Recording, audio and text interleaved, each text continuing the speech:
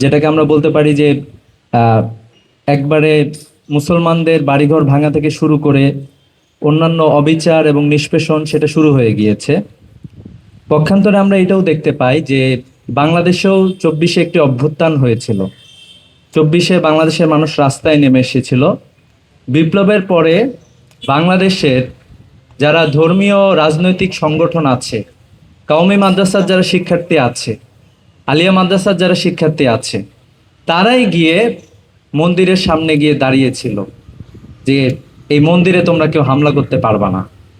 মুসলমানরাই সে মন্দিরের নিরাপত্তা নিশ্চিত করেছিল। সংখ্যালঘু যে সম্প্রদায় রয়েছে, সংখ্যালঘু আমরা যদি নাও বলি, আমাদের ভাই যারা হিন্দু আমাদের সাথে রয়েছেন, যদি কোথাও কেউ আক্রান্ত হয়ে থাকে তাহলে মাদ্রাসার শিক্ষার্থীরা গিয়ে সেখানে গিয়ে প্রথমে দাঁড়িয়েছে। তো 47 সালের দেশভাগকে আসলে আহ, অনেকে অনেকভাবে এটা বলার চেষ্টা করেন। কারো কারো কাছে এটা ভূখণ্ডের আলাদা হয়েছে, একটা সংস্কৃতি আলাদা হয়ে গিয়েছে। কেউ কেউ আবার বলতে চান যে মানুষের বিভাজন। আসলে 1947 সালে যেটা ঘটেছিল সেটা হচ্ছে একটি দীর্ঘ লড়াই এবং সংগ্রামের ফসল এই ভূখণ্ডের মানুষেরা পেয়েছিল। 1947 সালে নতুন একটা রাষ্ট্র আমরা পেয়েছিলাম। আজকে এত বছর পরেও সে রাষ্ট্রের 1947 সালে যে রাষ্ট্র প্রতিষ্ঠা হয়েছিল এই ভূখণ্ডের মানুষদের জন্য। বিশেষ করে আমরা সবাই জানি যে ব্রিটিশদের সময়ে কলকাতায় যে রেনেসাঁ তৈরি হয়েছিল, সে রেনেসাঁর মাধ্যমে একদল সুবিধাভোগী মানুষ তৈরি হয়েছিল, যারা কলকাতায় বসে বসে 1793 সালে যে চিরস্থায়ী বন্দোবস্ত হয়েছিল সেখানে আমাদের কৃষকদের অধিকারকে হরণ করা হয়েছিল এবং তারা আমাদেরকে দীর্ঘদিন ধরে শোষণ করেছিল। 1947 সাল আমাদের এই জায়গা থেকে মুক্তি দিয়েছিল, একটা আত্মপরিচয় দিয়েছে, আমাদেরকে এই ভূখণ্ডের মানুষদেরকে ক্ষমতার খুব কাছাকাছি নিয়ে গিয়েছিল। 1905 সালে বঙ্গভঙ্গ যখন হয়েছিল, আমরা যখন আশার আলো দেখতেছিলাম যে দীর্ঘ লড়াই সংগ্রামের ফলে আমাদের উপর নির্যাতন নিপীড়নের পরে যখন একটা নতুন একটা আশা তৈরি হয়েছিল যে বঙ্গভঙ্গ হওয়ার ফলে ঢাকা রাজধানী হওয়া, আসাম এবং পূর্ববঙ্গ দুইটার মিলে রাজধানী হওয়া, এখানে কিছু কিছু উন্নয়ন শুরু হয়েছিল, হাইকোর্ট শুরু হয়েছিল, আজকের যে বঙ্গভবন আছে, ফুলার রোড, মিন্টু রোড থেকে শুরু করে এই জাতীয় জায়গাগুলোতে। ঠিক এ ধরনের উন্নয়নের বিপরীতে আমরা দেখতে পাই যে 1905 সালের পরে কলকাতায় এই যে শ্রেণীটা তৈরি হয়েছিল রেনেসাঁর পরে এবং জমিদার শ্রেণী, তারা নানাভাবে আমাদের এই অধিকারকে কেড়ে নেওয়ার জন্য চেষ্টা করেছিল। আমরা সবাই জানি স্বদেশী আন্দোলন হয়েছিল, দীর্ঘ লড়াই সংগ্রামের পরে তারা তাদের বিরুদ্ধে এক ধরনের বিদ্রোহ করে আমাদের সে অধিকারকে কেড়ে নিয়েছিল। এভাবে করে 1905 সাল এবং 47 সালে আহ, তো আমরা এসে আবার দেখলাম যে 47 সালে তাদের বক্তব্য ভিন্ন হয়ে গেল। 47 সালে তারা আবার মানে ভারতের সাথে থাকতে চায় সেই বয়ান তারা দেয়া শুরু করলো। যদিও আমাদের এখানে অনেকে চেয়েছিল যে পুরো বঙ্গ একসাথেই থাকবে, এটা থাকলেই ভালো একটা স্বাধীন রাষ্ট্র হিসাবে। তো এইভাবে করে আমরা যদি দেখি তাহলে দেশভাগের ফলে মূলত আমরা প্রশাসনিক জায়গাটাতে আমরা সমৃদ্ধ হয়েছিলাম, ক্ষমতার খুব কাছাকাছি এসেছিলাম এই বাংলার মানুষজন। যেটা আমরা বলতে পারি যে দীর্ঘ লড়াই সংগ্রাম, আমরা যদি আহ, পলাশীর প্রান্তরে আমাদের পরাজয় দেখি, পলাশীর প্রান্তরে সে ঘটনার আগে আমাদের এখানে তো চমৎকার একটি সম্প্রীতি ছিল। এরকম কোনো সংঘর্ষের ঘটনা অথবা এরকম কোনো দাঙ্গার ঘটনা আমরা আসলে দেখতে পাই না। কিন্তু পলাশীর যুদ্ধের পরে যখন মুসলমানদেরকে ক্ষমতা থেকে নামায় দেওয়া হয়েছিল এবং একে একে এই ভূখণ্ডের মানুষজন কখনই ইংরেজদের শোষণ নিপীড়নের কাছে মাথা নত করে নাই।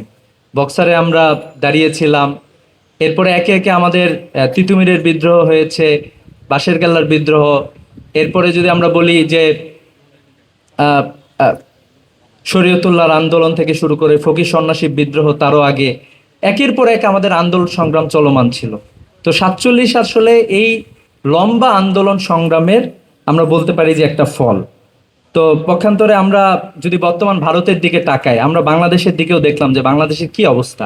বাংলাদেশের মাদ্রাসার শিক্ষার্থীরা, বাংলাদেশের কওমি মাদ্রাসা, বাংলাদেশের ইসলামী দলগুলো, বাংলাদেশে একজন বলতেছিলেন যে বাংলাদেশে কোনো সাম্প্রদায়িক দল নাই। আসলেই তো তাই, আমরা তো কখনো হিন্দুদের বিরুদ্ধে কথা বলে বাংলাদেশের কোনো ধর্মীয় দলকেও রাজনীতি করতে হয় না, বরং আমরা তাদের অধিকারটা নিশ্চিত করার চেষ্টা করি সব জায়গাতে।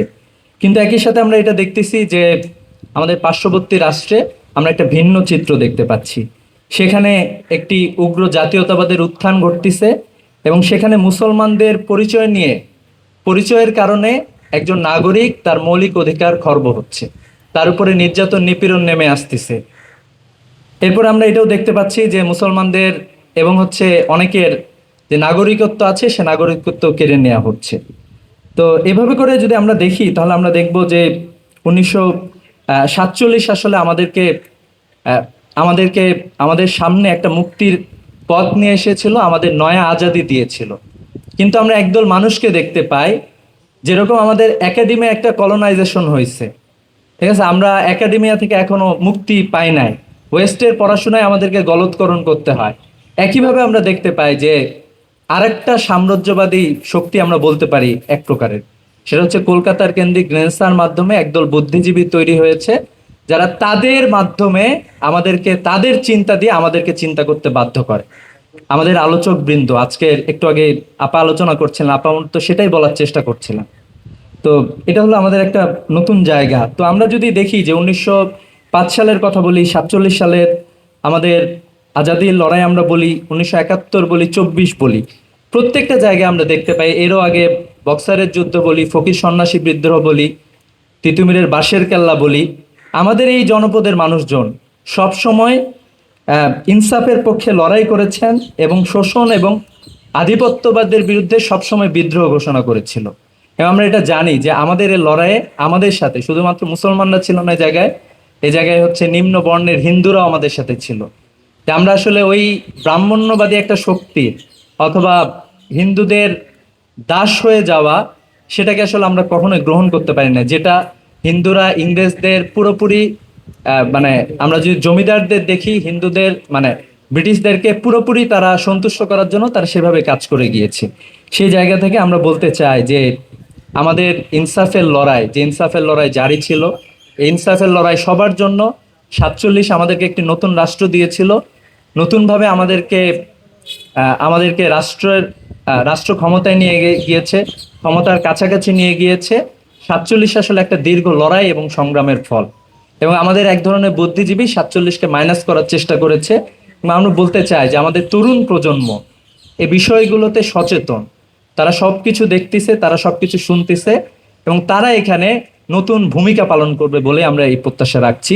ডাকসুকে ধন্যবাদ জানাচ্ছি যে এ ধরনের একটি চমৎকার আয়োজন করার জন্য।